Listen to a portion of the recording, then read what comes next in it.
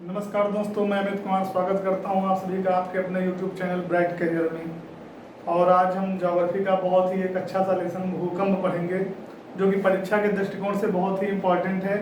और उससे संबंधित जितने प्रश्न बनते हैं, जितने फैक्ट बनते हैं दोस्तों, उन सभी का यहाँ पे बारी बारी से अध्ययन करेंगे। तो समय को ज़्यादा ना बर्बाद करते हुए सीधा टॉपिक पे बात की जाए। दोस्तों, अगर बात की जाए सबसे पहले कि भूकंप होता क्या है, कोई भी चीज़ है उसके विषय में जानना कि भूकंप है क्या। तो दोस्तों, भूकंप धरातल के अंदर एक कंपन की क्रिया होती है। पृथ्वी के आंतरिक भाग में कंपन की वह क्रिया जिसके द्वारा कंपन उत्पन्न होता है वह भूकंप कहलाता है। तो भूकंप से मेन आशय, मुख्य आशय होता है कंपन से। कंपन होना ही भूकंप कहलाता है। कितना कंपन होता है, कितना नहीं होता है, ये उसके कारकों पर निर्भर करता है, प्रकारों पर निर्भर करता है। उनका सबका अध्ययन करेंगे। दोस्तों, भूकंप के कारण क्या होते हैं, कारण क्या होते हैं, प्रकार क्या होते हैं, इन सब चीज़ों का हम विस्तृत अध्ययन करेंगे। दोस्तों, सबसे पहली बात आती है कि भूकंप जहाँ से उत्पन्न होता है, ये पूछे जाते हैं छोटे छोटे पॉइंट। जहाँ से उत्पन्न होता है उसे उद्गम स्थल बोलते हैं। क्या बोलते हैं? उद्गम स्थल। ये बात बहुत पूछी जाती है कि भूकंप कहाँ से उत्पन्न होता है, तो उद्गम स्थल से। दूसरी बात, उत्पन्न तो होता है उद्गम स्थल से, और जहाँ पर सबसे पहले अनुभव किया जाता है, सबसे पहले अनुभव किया जाता है, उसे हम अधिकेंद्र बोलते हैं। क्या बोलते हैं दोस्तों? अधिकेंद्र। आपसे पूछ लें कि भूकंप सबसे पहले कहाँ पे अनुभव किया जाता है, तो आप बताएंगे अधिकेंद्र पे। उत्पन्न कहाँ से होता है, जिस स्थान से उत्पन्न होता है उसे क्या बोलते हैं? उद्गम स्थल बोलते हैं। दोस्तों, जो अधिकेंद्र होता है, यहीं पे क्या होता है, सबसे अधिक क्षति होती है। यानी भूकंप आने पे जो सबसे अधिक नुकसान होता है वो अधिकेंद्र के पास ही होता है। अधिकेंद्र जहाँ पे सबसे पहले अनुभव किया जाता है। दोस्तों, जब भूकंप आता है तो वायुमंडल में रेडान गैसों की अधिकता हो जाती है। रेडान गैस, ये भी बात याद रखने वाली है कि रेडान गैस की अधिकता हो जाती है। हो सकता है कि भूकंप आते समय किस गैस की अधिकता होती है, तो रेडान गैस की। दोस्तों, ये बात कुछ तथ्य हुए भूकंप से संबंधित। अब भूकंप के कारण की अगर बात करें दोस्तों, कि क्या कारण है भूकंप के कारण, तो दोस्तों भूकंप के दो प्रकार के कारण हैं। पहली बात आती है प्राकृतिक कारण। कौन सा? प्राकृतिक कारण। दूसरी बात आती है कृत्रिम कारणों की, या मानव के द्वारा कृत्रिम कारण।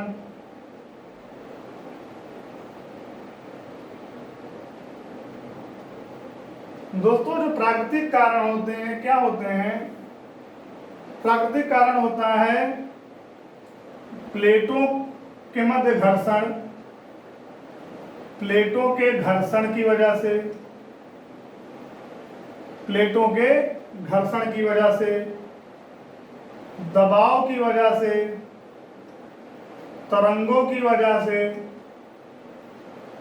ये सब कुछ कारण जो होते हैं वो प्राकृतिक कारण के अंतर्गत आ जाते हैं। कृत्रिम कारण दोस्तों क्या होते हैं? प्राकृतिक कारणों में ज्वालामुखी भी आते हैं, कि ज्वालामुखी विस्फोट के बाद द्वारा भी भूकंप आते हैं। ज्वालामुखी क्रियाओं के द्वारा भी होता है ऐसा। जल के भार के कारण भी होता है ऐसा।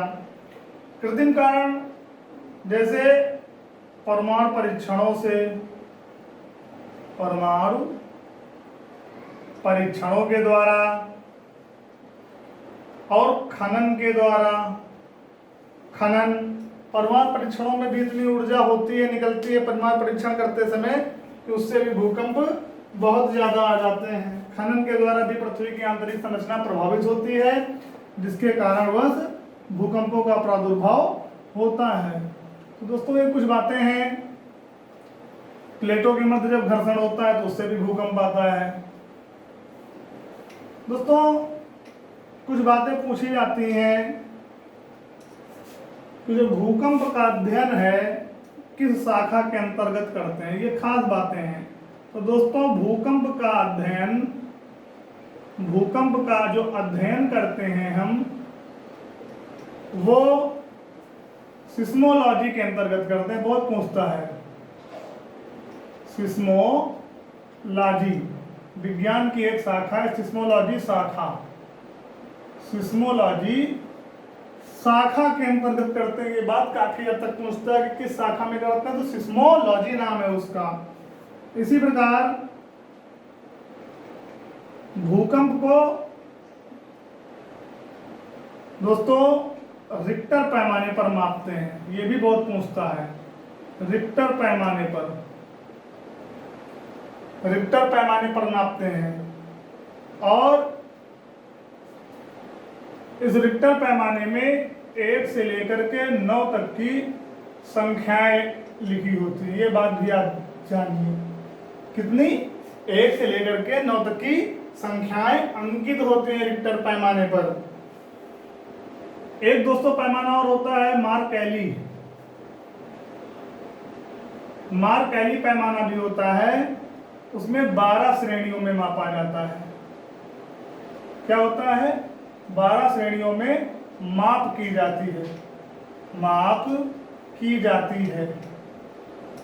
12 श्रेणियों में माप की जाती है, लेकिन रिक्टर पैमाना ज्यादा इंपॉर्टेंट है और इसी से माप की जाती है। दोस्तों ये पैमाने की बात होती है। अगर देखा जाए किसी यंत्र से भूकंप को सिस्मोग्राफ से नापते हैं, यह भी बहुत पूछता है। सिस्मोग्राफ से मापते हैं, यह बात भी बहुत इंपॉर्टेंट है। किस शाखा के अंतर्गत अध्ययन किया जाता है? सिस्मोलॉजी। रिक्टर पैमाने से नापते हैं, रिक्टर पैमाने पर नापते हैं। पैमाना रिक्टर होता है, मार्कैली भी होता है, और जो यंत्र होता है वो सिस्मोग्राफ। ये यंत्र की बात होती है दोस्तों। तो ये कुछ खास बातें हैं जिनको जानना बहुत ही जरूरी है। इसके बाद दोस्तों बात करते हैं कि भूकंप के प्रकार। तो गहराई के आधार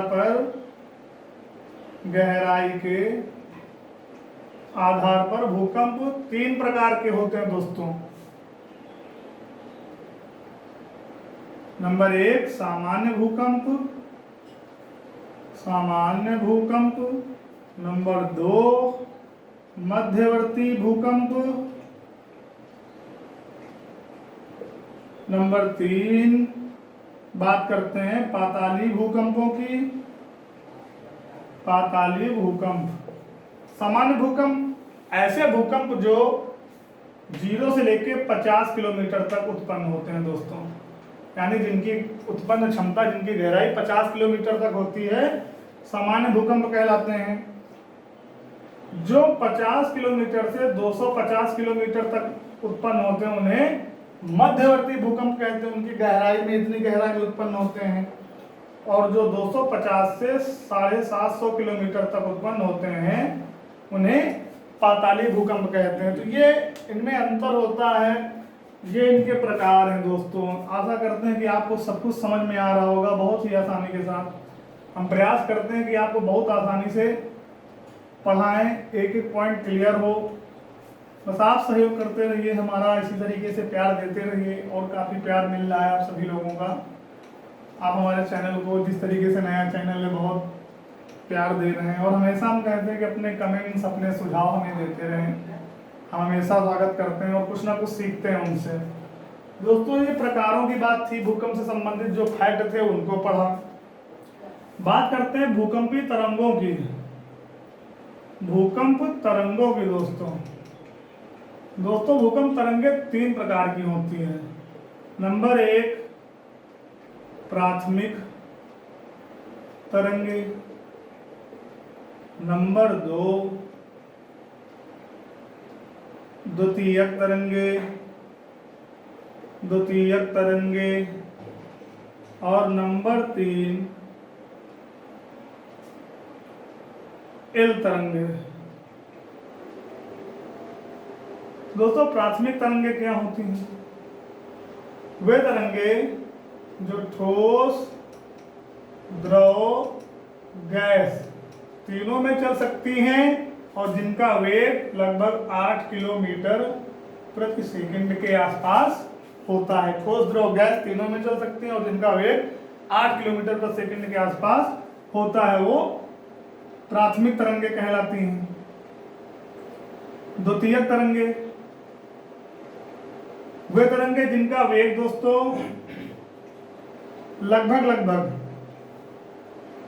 5 से 6 किलोमीटर प्रति सेकंड के आसपास होता है। 5 से 6 किलोमीटर प्रति सेकंड के आसपास होता है, द्वितीयक तरंगे कहलाती हैं।